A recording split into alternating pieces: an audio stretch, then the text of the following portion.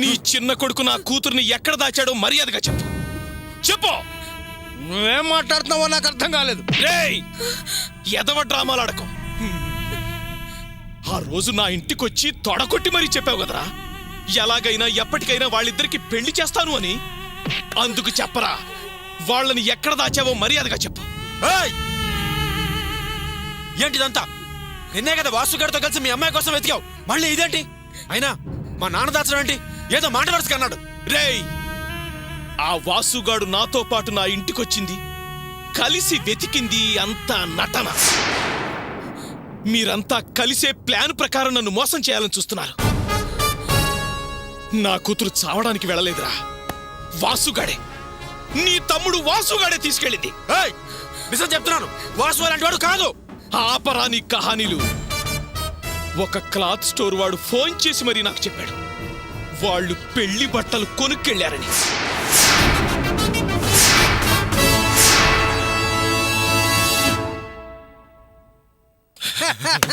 Thanks రా, thanks. ఇప్పటిదాకా నీ కూతురు నా కొడుకు ఎక్కడ ఆత్మహత్య చేసుకుంటారోనని భయపడి చచ్చా. వాడు రేవతిని పెళ్లి చేసుకోవటానికే బట్టల షాపులో పెళ్లి బట్టలు కొన్నాడు అన్న శుభవార్త చెప్పావు చూడు. చాలా చాలా థ్యాంక్స్ రా, నా సవాలే గెలిచింది.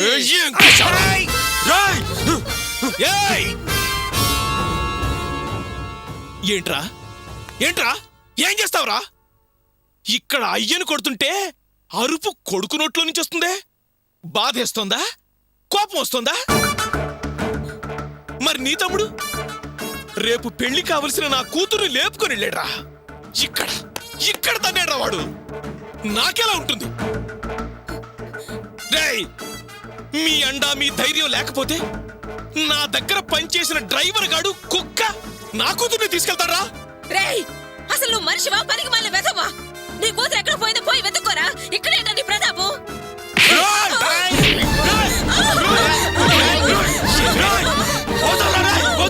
ఏమే, నేను నా కూతుర్ని వెతుక్కుంటూ నీ దగ్గరికి వస్తే నువ్వేమన్నావే?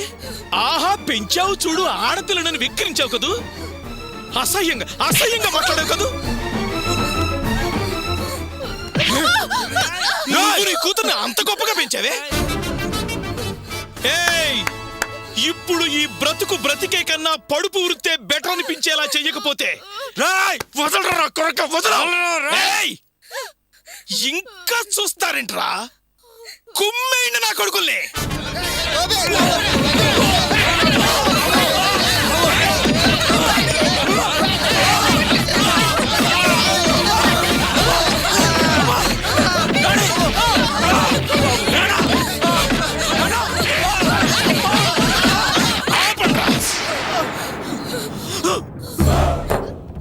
ఇదిగో చూడండి, నా కూతురు ఎలా వెళ్ళిందో అలాగే నా ఇంటికి తిరిగి రావాలి.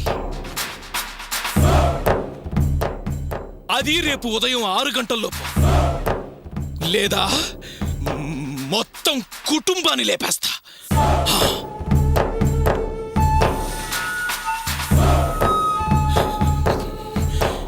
రండిరా.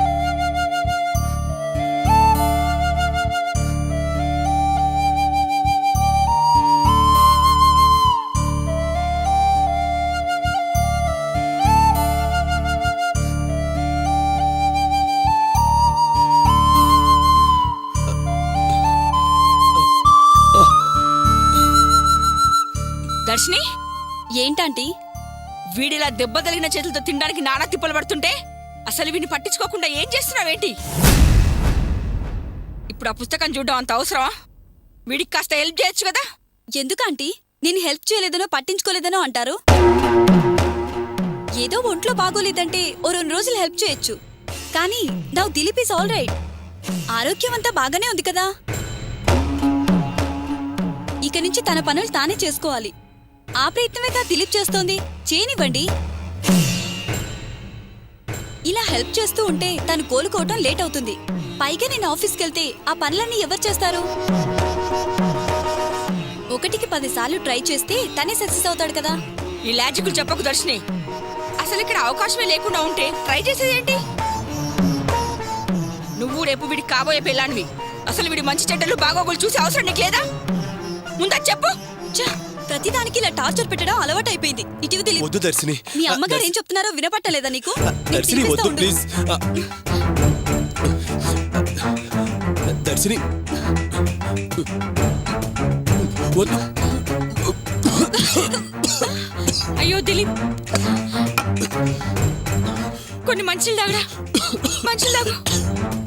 మెల్లిగా మెల్లిగా మెల్లిగా నాన్న. ఛీ, ఏంటి దిలీప్, ఎందుకంత తొందర? మెల్లగా తినొచ్చు కదా. తినడం కూడా రాకపోతే ఎలా చెప్పు? కాస్త కూడా ఆలోచన లేకుండా, డీసెన్స్ లేకుండా ఇల్లంతా ఇలా ఉమ్మేయడమేనా? నా పాటికి నేను బుక్ చదువుకుంటుంటే ఆంటీ పిలిచి పని చెప్పి నన్ను ఇలా బుక్ చేసింది. ఊరికే అది చేయి ఇది చేయని పురమాయించడం. ఛీ, నువ్వు చేసిన పనికి ఇబ్బంది పడాల్సింది నేను. ఛా, ఇప్పుడు మళ్ళీ స్నానం చేయాలి. దర్శిని, ఏంటా మాటలు? నువ్వే కాస్త నెమ్మదిగా తినిపించవచ్చు కదా. పొరపాటు నీ దగ్గర పెట్టుకొని వాడినంటావేంటి? అయినా ఎందుకంత చిరాకు? మళ్ళీ స్నానం చేయాలని అంత నిర్మోమటంగా చెప్తావేంటి? రేపు వీడిని కట్టుకోబోయేదానివి, అలా అంటే ఎలా? ఏ సంబంధం లేని కావ్య వీడికి వామిటింగ్ వస్తే చేతులు పట్టుకుందట. నువ్వేంటి ఎలా మాట్లాడతావు? దాని గురించి నా దగ్గర చెప్పకండి. దానిలో డ్రామాలు అట్ట నాకు చేత కాదు. అయినా దానికి నాకు పొంతనేంటి? పెళ్లి చేసుకోబోయే అమ్మాయి కన్నా ఫ్రెండ్లీగా మూవ్ అయ్యే ఆ అమ్మాయి వీడి మీద ప్రేమ ఎక్కువ చూపిస్తే ఎవరైనా పోల్చి చూస్తారు, మాట్లాడతారు. ఇదిగో చూడు, ఇలాంటి పనులు నీకు ఇబ్బందిగా ఉంటే చేయనని చెప్పు. నా తిప్పలేమన్నా పడతాను. వీడు నీకు కట్టుకోబోయేవాడని ప్రేమ లేకపోవచ్చు. కన్న కొడుకన్న ఆప్యాయత నాకుంది. నేను తినిపిస్తా ఉండు దిలీప్. ఛీ,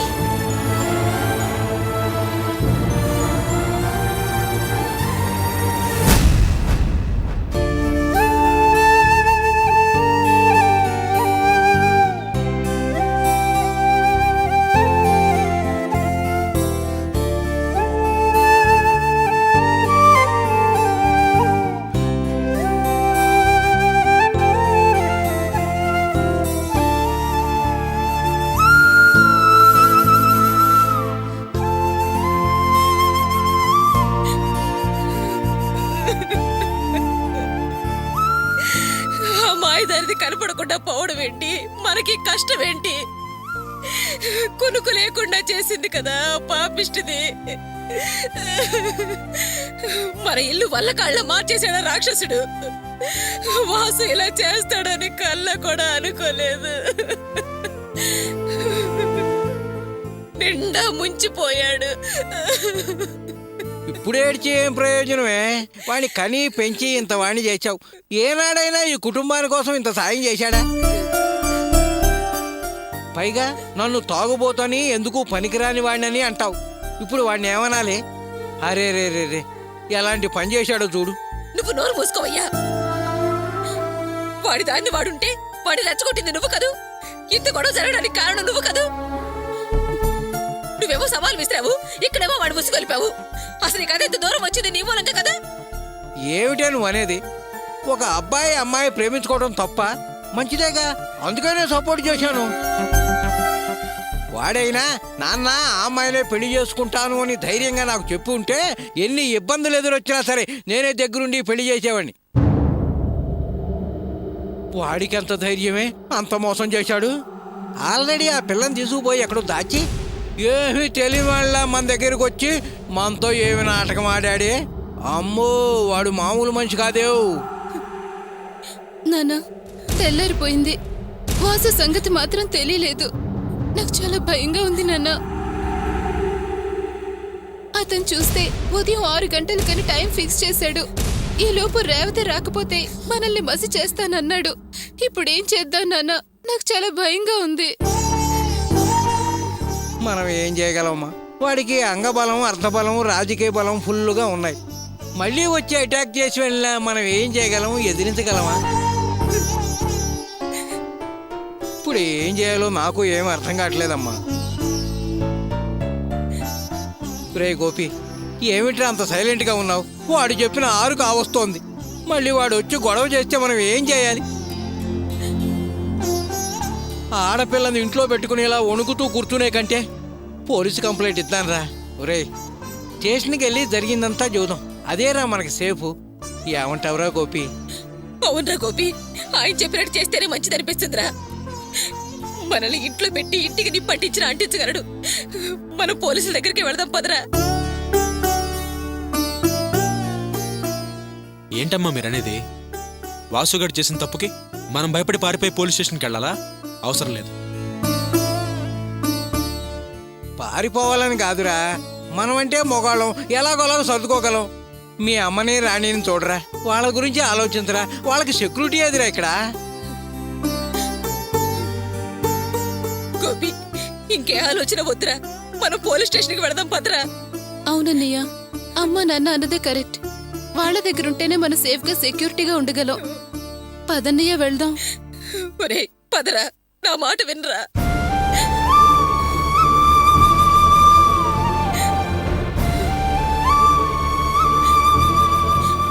ఏంట్రా ఇంకా ఆలోచిస్తావు? పదరా.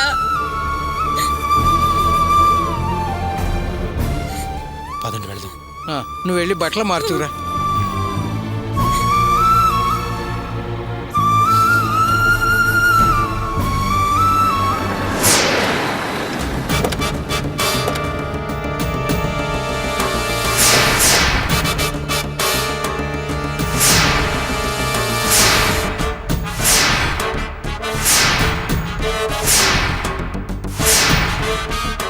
గోపి, పోలీసులు రా. ఏయ్, రారా, పోలీసులు వచ్చారు, రారా. గోపి,